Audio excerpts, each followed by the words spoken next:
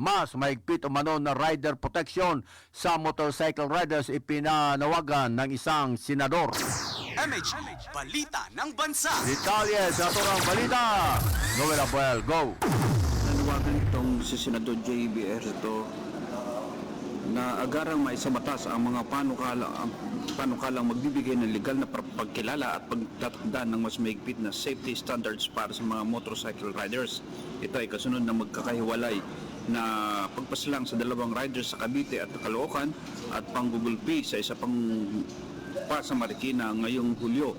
Ani ang mahalagang bahagi na ng transport ang mga motorcycle riders sa transportasyon at ekonomiya ang hanggang ngayon ay wala pang malinaw na legal na pagkilala sa ilalim ng batas. Giginit ng senador na panahon na para may sa batas sa mga panukalang sasaklaw sa operasyon ng mga motorcycle taxi sa bansa.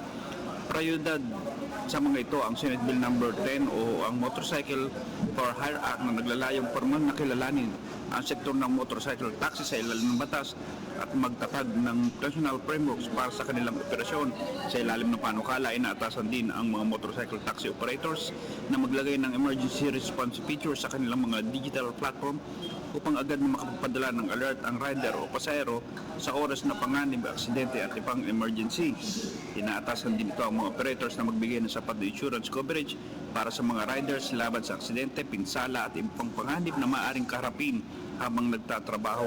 Inihain din ni Ejercito ang Senate Bill number 742 o ang Delivery Riders Protection Act na nagtatakda ng minimum standards para sa kaligtasan at kapakanan ng mga delivery riders. Kabilang sa mga provision ito ang pagpapatupad ng Know Your Customer Protocols na mag-obliga sa mga MTOs na maberipikahin ang pagkakilanlan ng mga pasahero bago sila makapagparehistro sa motorcycle hailing apps. Mula dito sa Senado, Noel Abuel nagulat para sa Media House Express, ang kauna ng Itim TV Radio sa Pilipinas. Maraming salamat, Noel Abuel.